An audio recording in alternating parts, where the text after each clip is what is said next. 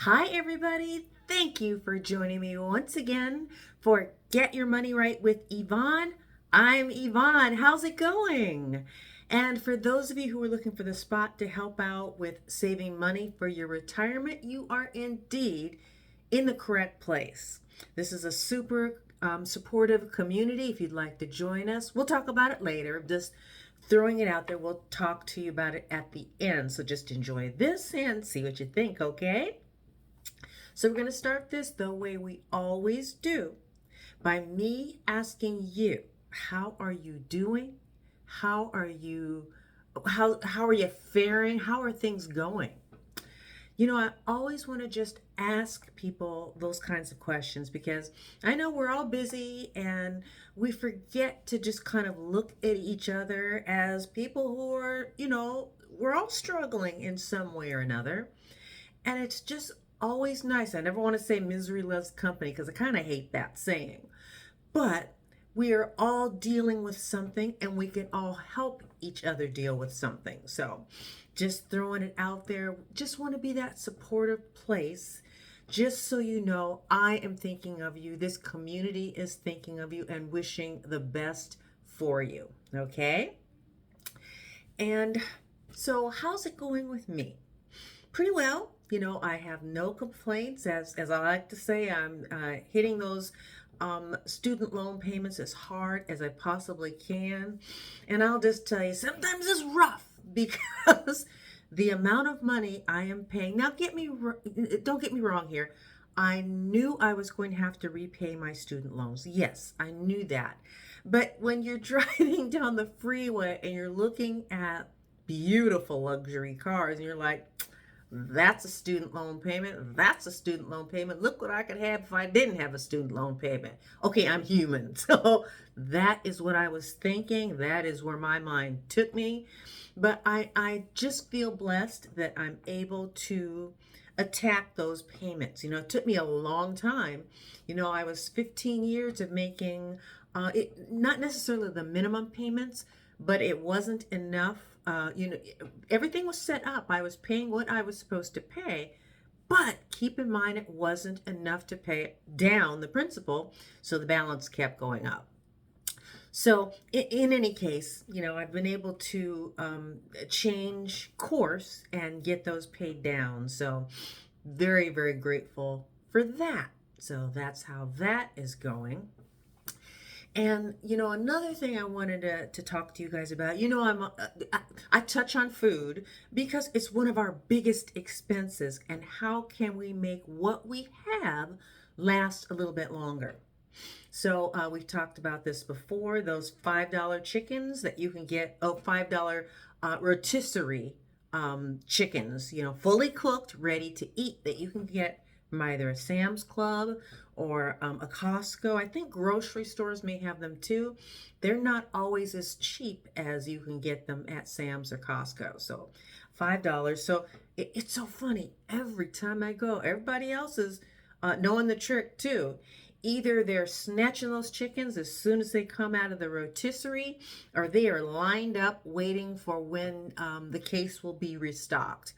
And the reason for that is, I'll just kind of share the most recent story I have for you. I bought one, and I didn't necessarily want to eat the chicken part, but I wanted to make meals from it. So I made 4 meals, more than a week's worth of food from that one chicken. I'll just kind of give you some examples, okay?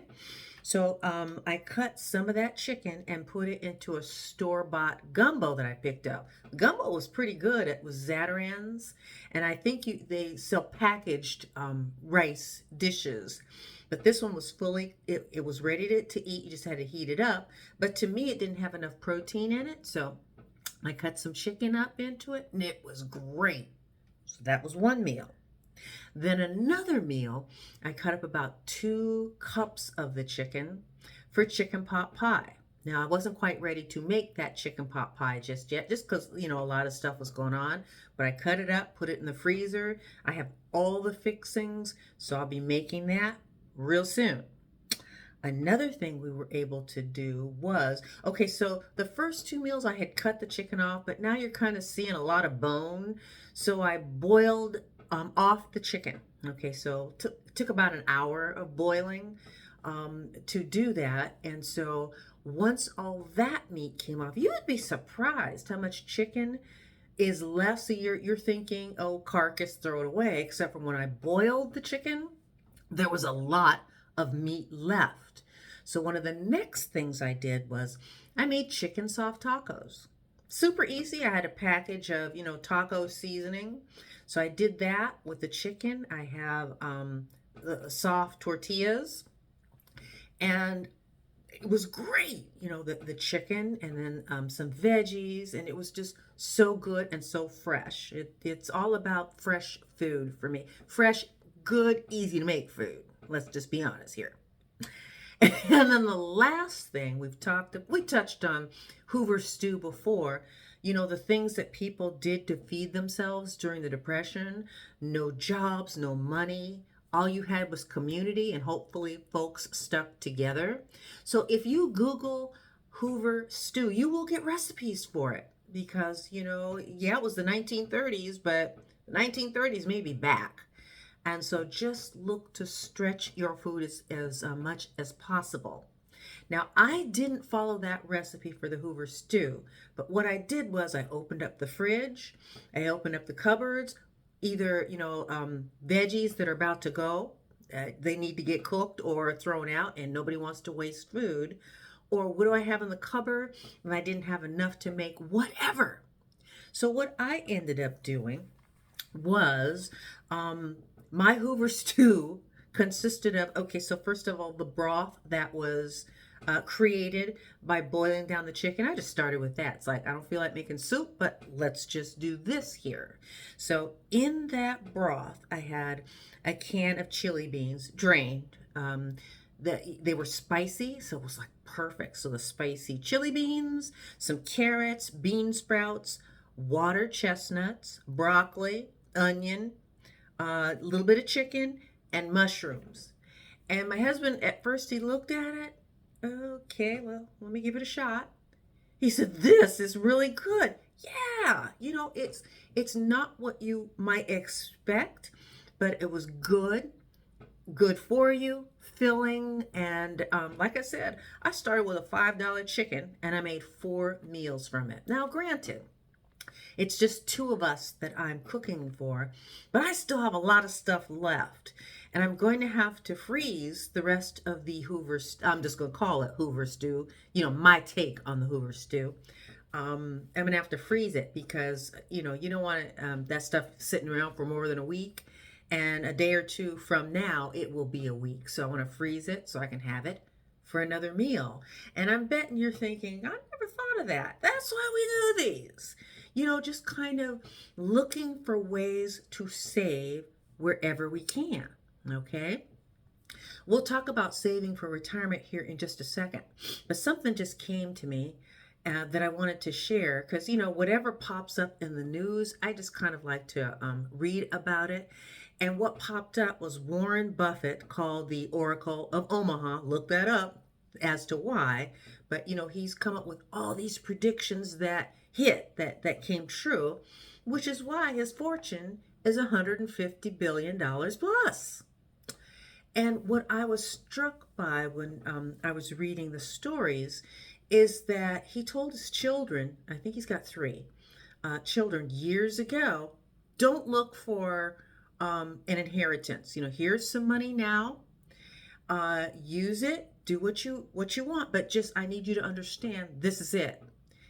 Everybody understood that. And they were okay with it. Some people sold, because I think he gave each of them like $90,000 in, is it Berkshire Hathaway, I think it is, stock. Said keep it, let it grow, sell it, whatever, but just know this is it. That $90,000 worth of stock that was given like 40 some odd years ago is now worth $300 million if anybody kept it. I don't know that anybody did. I didn't dig that deep. But I just found it fascinating that a multi-billionaire, he said something along the lines of, I want, when I pass, I want them to have enough not to struggle, but I don't want to give them so much that they've just given up. They're just looking for life to be handed to them on a silver platter. And I just found that so interesting because I know us middle income people were like, we want to leave that legacy, and that's great. Just keep in mind what you give. Is it truly appreciated? Is it going to be there for their future? Or is it just to be blown? Because one of the things I said last time was that sign that I saw in my estate attorney's office, something along the lines of, go first class, because if you don't, your heirs will. And, that just stuck with me, that we're scrimping and we're saving to get through our retirement years, only to give it to the next generation, and it doesn't last any length of time at all. There are not all of them. I won't say not everybody because that's not true. But a lot of them aren't using it to prepare for their futures. Just, ooh, free money. Let's blow. So, just it made me stop to think, what do I want to do if there's anything left over? Because you know what? I'm going to enjoy. Because I made my list of expenses. I looked at everything and looked at my expenses, looked at my savings, looked at what I hope to have in retirement, and just said, got to be careful, but I got to have fun too. So just take care of yourselves, whatever you do. So, saving for retirement. First of all, have you done it? No judgment here. This is not about judgment. If you haven't, it's okay. But I'm hoping that with me keep saying this, you think about it, and one day you will decide to act. Because I didn't do it initially. I didn't know anything about saving for retirement. The only thing I knew about retiring, well, not even so much retiring, all I was ever told was just go get a good job, make whatever you can, get a good education so that you can move up the ladder, and just take care of yourself. But there was no real money discussion. So I didn't know what that looked like. I didn't know how to achieve it. And because I have so little, comparatively speaking, with a lot of other people, folks just don't want to talk to me, because most of the companies will say, if you have a net worth of $500,000, come on, let's talk. Well, if you don't, okay. See ya, wouldn't want to be ya, is what, I was getting from the conversation. Now, I do have somebody reaching out to me from my the company that holds my retirement funds, and I have yet to schedule that appointment, but I will, and whatever I learn, I will be sharing with you. So, if you've gone ahead and you've started saving for retirement, thank you. Thumbs up for you. If you haven't and you're wondering where to start, kind of hard for me to say. If I have to pick something, start with 5%. I'm not going to lie to you and say you won't feel it, because, the very first time I decided to save for retirement, I felt it. I did just have to make some adjustments in my my list of expenses, and eventually, you get used to it. You get used to living life at a certain amount. You just have to train yourself. And so just something to think about, and it's also something you can chat with this community, because if you're struggling with that, let us know. Okay? Now, earlier I said something that if you want to become a part of this community, we would love to have you. You see where it says subscribe there? Just click that, follow the link, and just sign up. So when I produce these shows, it'll come into your mailbox so you can watch them. You can share them with others, and please share them with others, because I know we right here are not the only ones struggling. Share it with others, and hopefully they can learn some things too. And you can save the shows if you want for another time. Just file them away and have them so you can go back and check. Whatever works for you. Remember, this content is free. I do these because, oh my goodness, I wish something like this had been available for me when I was quite a bit younger, it would have been great. I maybe could have had that money that people are talking about. But as it is, it will be okay. I'm happy with what I am able to save. It will be a nice retirement. I will be able to take care of myself, do things, still have a good time, but without the 9 to 5 grind, I can take care of what I need to take care of. So, just think about it. And like I said, if you want to chat with this community, we would just love to hear from you and love to share. Because when people reach out, I oftentimes think, "Ooh, let's talk about that on the next show," because it was a great comment, a great thought.